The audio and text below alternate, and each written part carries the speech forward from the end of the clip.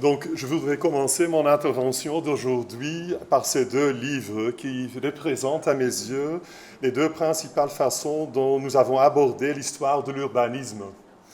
À gauche, nous voyons un ouvrage sur l'État-providence et sa relation avec l'architecture et l'urbanisme. À droite, un ouvrage consacré aux logiques économiques néolibérales et leur relation à l'environnement bâti. Au cours des dernières décennies, l'histoire de l'urbanisme a été principalement comprise à travers ces deux perspectives, la raison de l'État et la raison du marché. Les récits historiques canoniques se sont ainsi concentrés, d'une part, sur les logiques étatiques de gouvernance, de planification, d'administration, et d'autre part sur les logiques économiques de spéculation et d'investissement pour expliquer le développement des territoires urbains.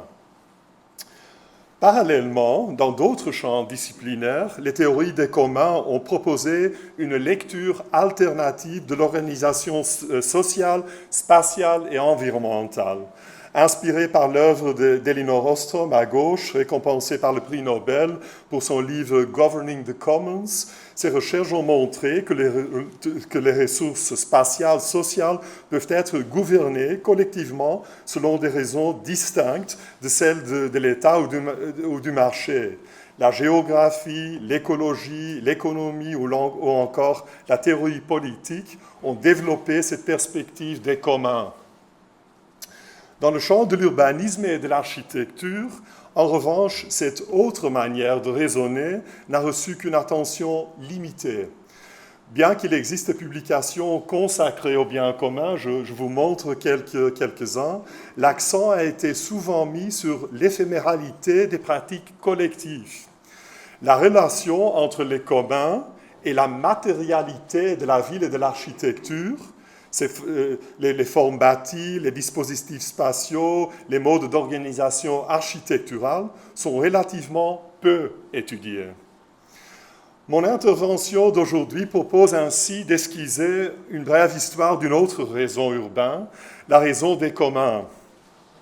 Elle part de l'hypothèse que les théories des biens communs offrent un point de départ pour repenser la production de l'architecture urbaine à travers une autre raison. Donc, non la raison du marché ou de l'État, mais une autre raison pour penser l'architecture urbaine. En d'autres termes, je vais tenter de démontrer que au-delà des logiques de l'État et du marché, il est possible de lire l'histoire urbaine à travers la logique du mise en commun. Ça, c'est ce que je vais essayer de faire. Je propose d'aborder les théories des biens communs qui sont aussi assez compliquées sous trois angles que je nomme respectivement res communis, lex communis et praxis communis. Ces trois angles étroitement liés renvoient à mon avis à certains aspects fondamentaux des biens communs et leur relation à l'architecture et à la ville. Mon exploration des biens communs commence nécessairement par leur définition la plus fondamentale, celle des ressources communes, ou Common Pool Resources. Dans cette première section, je pose la question, comment les ressources communes et la production de la ville sont-elles liées ? Le théoréticien politique Michel Bauwens distingue trois catégories de ressources communes susceptibles de jouer un rôle clé dans les territoires urbains. Les biens communs hérités, liés à des ressources telles que la terre, l'eau ou les forêts. Les biens communs immatériels, qui regroupent les connaissances culturelles et intellectuelles, ainsi que les savoir-faire propres à un lieu. Et enfin, les biens communs matériels, que Bauwens associe aux vastes réserves des matériaux produits et transformés par l'activité humaine dans notre environnement. Lorsqu'on relit l'histoire de l'architecture de la ville à travers cette perspective, on découvre une longue tradition de gestion et d'aménagement des territoires urbains fondée sur une relation active et productive aux ressources communes. Le Boston Common constitue à cet égard un exemple révélateur d'engagement avec une ressource commune héritée à l'échelle humaine. Existant encore aujourd'hui, cette ressource verte a toujours été un lieu important à usage collectif, géré non principalement par l'intervention de l'État ou du marché, mais par d'autres formes de négociation et de gouvernance. L'architecture a joué un rôle déterminant dans la gestion, l'activation et la préservation de cette ressource commune. À mesure que Boston s'urbanisait, la position et la forme du Boston Common ont été soigneusement maintenues grâce aux bâtiments qui définissaient le périmètre ainsi qu'à un système simple de chemin et de clôture qu'on peut observer dans l'image à gauche. Les façades monumentales des bâtiments publics qui entouraient le Boston Common formaient une véritable ceinture protectrice autour de cette ressource commune intra-urbaine. Par ailleurs, la diversité fonctionnelle des édifices bordants, bureaux administratifs, palais de justice ou encore loges maçonniques, a permis à cet espace d'assumer une pluralité de fonctions collectives. Le Boston Common ne fonctionnait donc pas comme un espace à usage unique, mais comme une ressource civique partagée, capable d'accueillir différentes formes de vie publique. Le Boston Common était ainsi un lieu où coexistaient les activités de différents groupes de citoyens, depuis des usages plus individuels et spécifiques comme l'agriculture ou l'entraînement militaire, jusqu'à des usages pleinement publics tels que les promenades, les festivals ou les manifestations. Le Boston Common fonctionnait simultanément comme ressource productive, avec des vaches qui y pesaient jusqu'en 1830, et comme une ressource politique, accueillant des réunions, et comme ressource de loisirs destinée aux promenades, aux pique-niques et au sport. Alors que dans le cas du Boston Common, des vastes ressources territoriales étaient transformées en des biens communs, il y a plein d'exemples où des ressources communes héritées sont rendues accessibles grâce à des petites interventions architecturales. La logique des lavoirs qu'on trouve dans le sud de l'Europe illustre bien cette idée. Les lavoirs sont généralement des petites structures architecturales permettant de rendre accessible la ressource de l'eau. Ils se composent typiquement d'un socle en pierre destiné au lavage et d'un toit assurant une protection contre les éléments. Initialement apparus dans des petits villes et villages, souvent comme structures utilitaires créées collectivement, les lavoirs fournissaient l'accès indispensable à la ressource commune de l'eau. Progressivement, les lavoirs devenaient plus sophistiqués et s'intégraient pleinement au tissu urbain, au point de jouer également le rôle d'espace de rassemblement social et d'interaction collective. Le lavoir de la fosse d'Yonne à Tonnerre constitue un exemple représentatif. Sa typologie architecturale, composée de plusieurs espaces concentriques, articule les dimensions productives, fonctionnelles et sociales à travers lesquelles la ressource d'eau entre dans la ville. Les exemples du Boston Common et de la fosse de Dionne montrent ainsi que lorsqu'on considère la ville à travers le prisme des ressources communes ou des biens communs, l'architecture apparaît comme un acteur central dans la gestion des ressources communes en contribuant à les rendre accessibles et en assurant la pérennité de ces ressources dans le temps. Les stratégies architecturales, évidemment, peuvent être différentes. À Boston, elles prenaient la forme d'une composition monumentale encadrant le bien commun. À Tonnerre, elles s'expriment à travers des configurations architecturales denses intégrées dans le paysage urbain. Malgré ces différences, les deux exemples conduisent à une même conclusion. Tout au long de l'histoire urbaine, permettre aux ressources de fonctionner comme des biens communs a constitué pour l'architecture une tâche au moins aussi importante que la transformation en bien public administré par l'État ou en marchandises régulées par le marché. Une deuxième perspective théorique des biens communs que je souhaite aborder est celui du praxis communis. Il s'intéresse à la manière dont les pratiques communes et la production de la ville sont liées. Comme l'ont souligné de nombreux penseurs des biens communs, les pratiques communes d'entraide, de négociation, de collaboration sont indispensables à la gestion des ressources communes.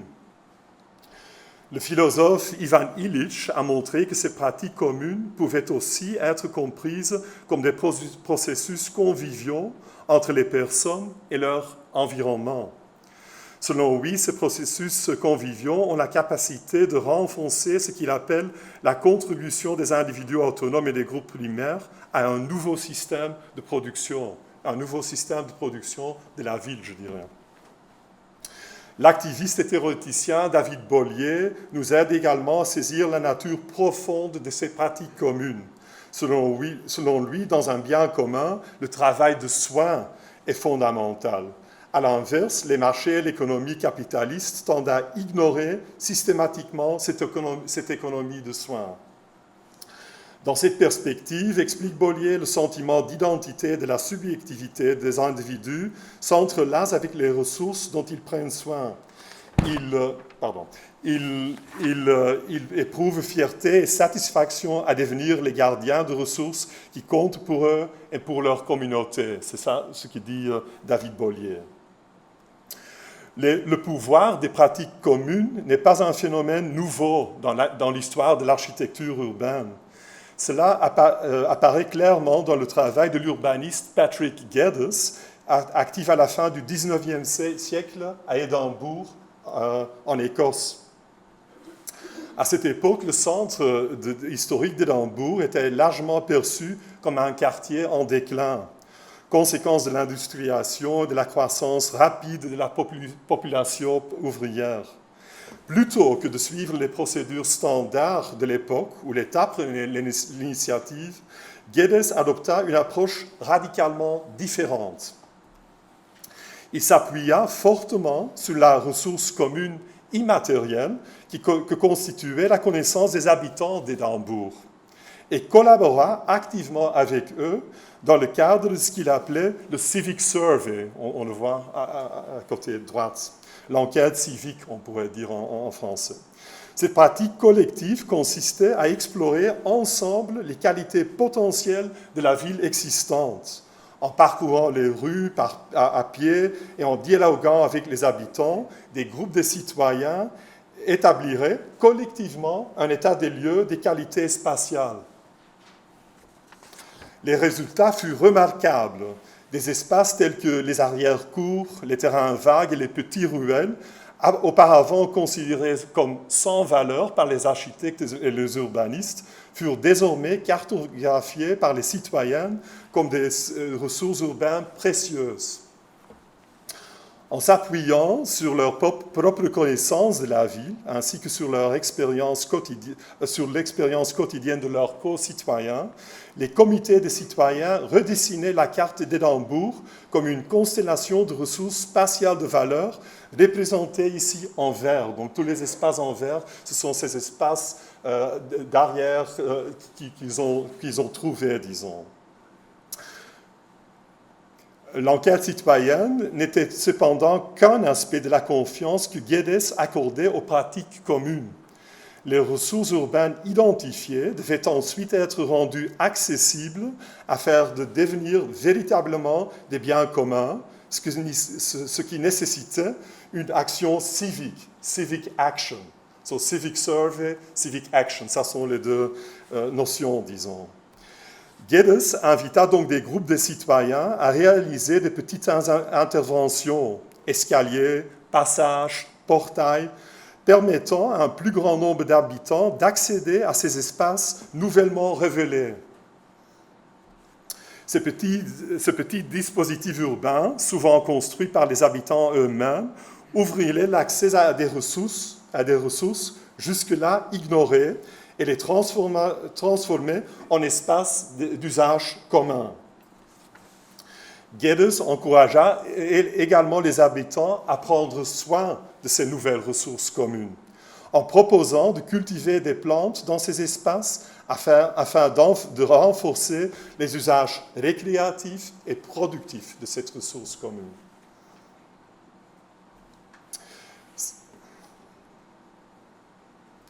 S'appuyer sur les pratiques communes pour analyser et transformer la ville n'est pas seulement une question historique. Dans notre temps également, architectes et urbanistes développent des approches qui reconnaissent pleinement le potentiel des pratiques communes dans l'exploration et la production de la ville.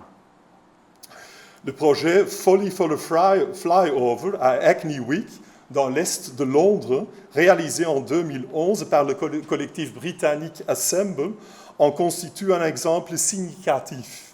Ici aussi, l'intelligence collective des habitants fut mobilisée afin de découvrir une ressource spatiale située, comme vous le voyez, sous une infrastructure autoroutière.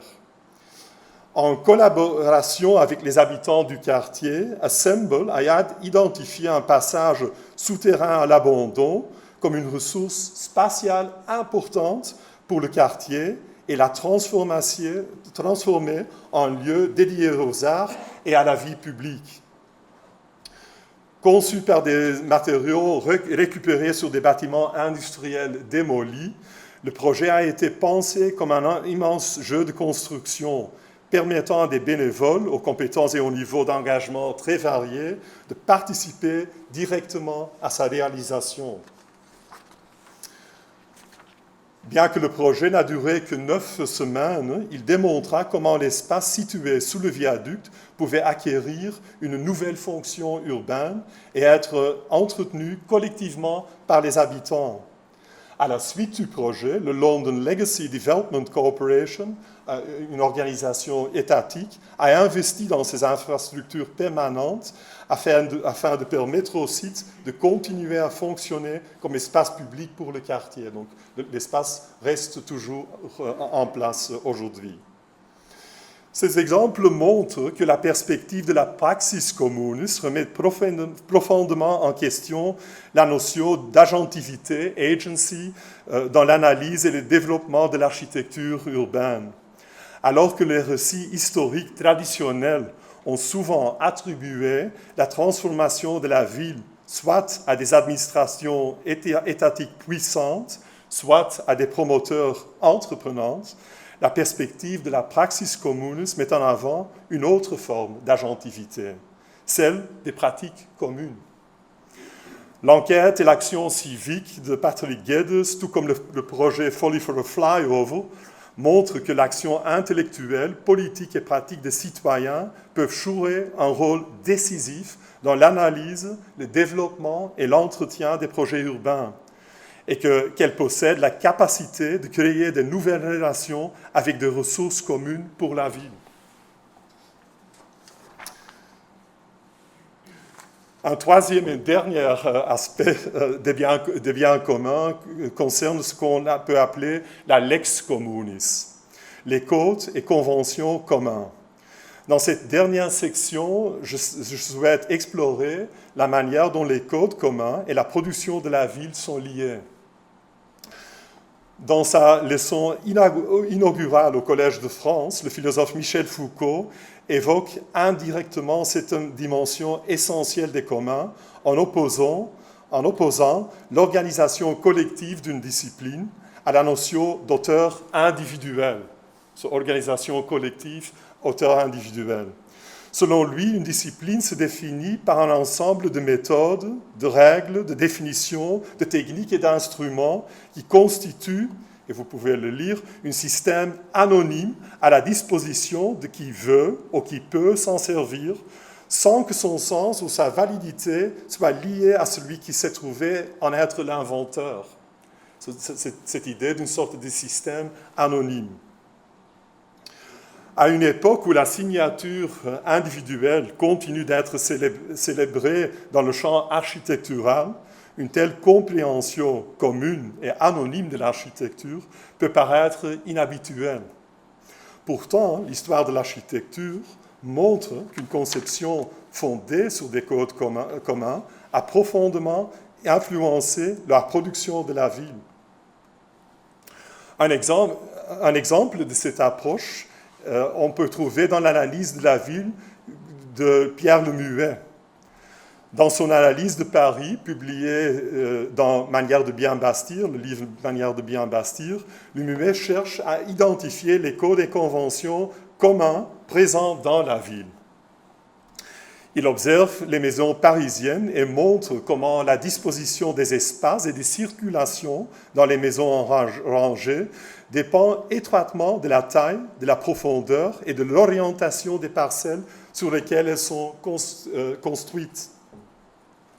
Lemuet montre ainsi de manière convaincante, je dirais, que indépendamment des styles architecturaux ou des intentions individuelles des architectes, Paris peut être lu comme un ensemble de codes communs, reliant la typologie de la maison à la taille et à la position de la parcelle. La définition de l'architecture de la ville à travers des normes communes, n'est pas limitée au XVIIe siècle. La reconstruction de la ville d'Agadir constitue un autre exemple d'approche urbanistique fondée sur des codes communs.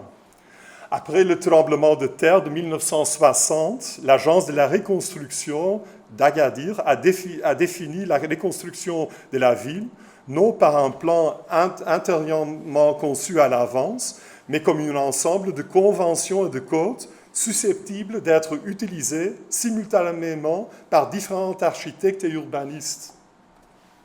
En 1900, l'Agence de la reconstruction a élaboré un schéma général de la ville, ici à gauche. Ce schéma était accompagné d'un ensemble de normes et de règles intitulé « Normes Agadir 1960 ». Ce document de 34 pages définissait des codes précis concernant les matériaux et les techniques constructives des bâtiments de la reconstruction. Vous pouvez lire, le code définit les bâtiments présentent des formes structurelles simples en plan et élévation. La maçonnerie peut être réalisée en briques d'argile cuite, en blocs de béton ou en pierre non armée, mais doit être contenue dans des panneaux en béton armé. Les normes d'Agadir précisent également que chaque bâtiment doit contribuer activement à l'espace public de la ville. Associés au schéma d'ensemble de la ville qu'on a vu avant en vert, ces codes constituaient le cadre dans lequel une nouvelle ville pourrait être conçue par une grande diversité d'architectes marocains et internationaux. À Agadir, l'urbanisme ne consistait plus à dessiner un plan précis, mais à définir un système de règles communs permettant à différents acteurs de produire collectivement la ville et ses espaces publics. Ce langage commun instaure une cohérence entre les nombreux projets qui composent aujourd'hui la ville. Ainsi, dans le cadre de la Poste conçue par Jean-François Zévaco, ce vocabulaire prend la forme d'un grand écran architectural définissant l'une des principales places publiques de la ville. Le langage matériel commun ne sert donc pas seulement à composer des bâtiments individuels, mais aussi à articuler l'architecture de la ville dans son ensemble. D'autres architectes, tels qu'Elias Guri ou Mourad Benambarek, utilisaient également ce vocabulaire commun pour concevoir des équipements variés, marché central, bâtiments commerciaux, tribunaux, centres administratifs, écoles ou logements. Le langage matériel et constructif commun, le langage matériel et constructif joue ainsi le rôle d'une sorte d'infrastructure commune que les habitants d'Agadir peuvent continuellement découvrir, adopter et transformer, tout en garantissant la cohérence matérielle de la ville. La perspective de la Lex Communf montre qu'il existe une longue tradition consistant à penser l'architecture de la ville non comme une juxtaposition d'approches privées, ni comme une simple réponse à des plans ou programmes publics, mais comme une question de codes et conventions communs. Ces codes peuvent concerner la matérialité, les éléments architecturaux ou bien les typologies. Parfois, ces codes sont explicites, comme dans la reconstruction d'Agadir. Dans d'autres cas, elles demeurent implicites, mais structurent néanmoins profondément le tissu urbain, comme l'a montré Pierre Lemuet. Dans tous les cas, l'histoire urbaine révèle que les architectes ont continuellement travaillé à travers ces codes communs et compris leur projet comme une contribution à la dimension collective de la ville et de la discipline.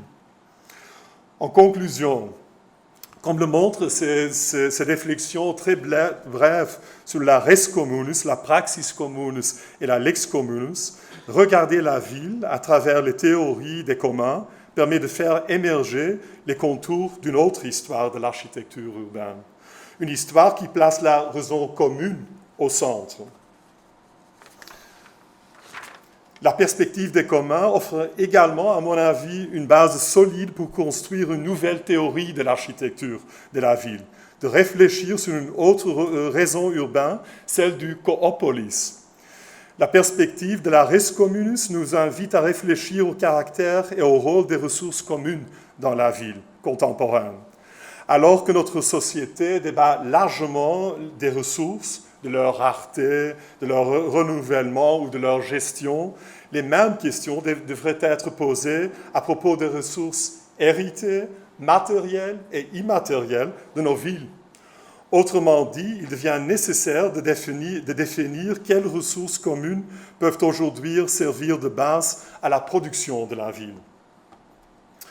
La perspective de la praxis communis nous invite à repenser la notion d'agentivité dans la production de la ville.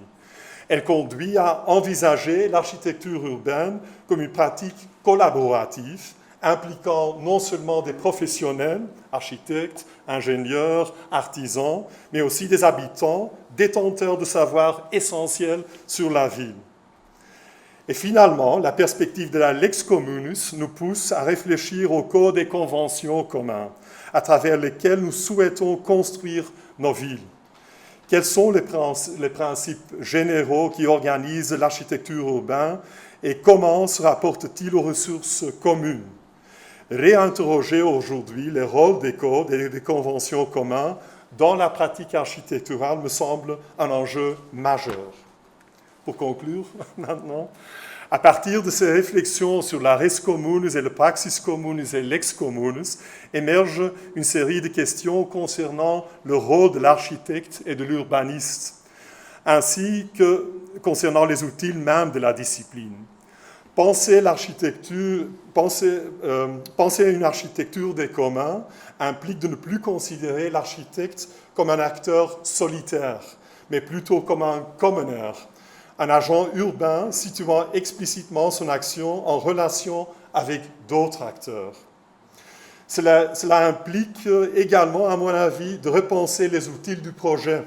Dans cette perspective, dessins et maquettes pourraient devenir moins des instruments de séduction et plus des supports de négociation. Finalement, les communs pourraient ainsi devenir non seulement un nouveau prisme pour l'historiographie architecturale, mais aussi un nouveau leitmotiv pour la pensée et la pratique de l'architecture. Si la ville constitue le commun par excellence, une construction sociale, culturelle et matérielle collective produite par et pour ses habitants, ne faudra-t-il pas alors comprendre les interventions des architectes et urbanistes comme des formes de soins, de préservation et d'activation de ces ressources communes? Ça, c'est la question centrale du Coopolis. Merci.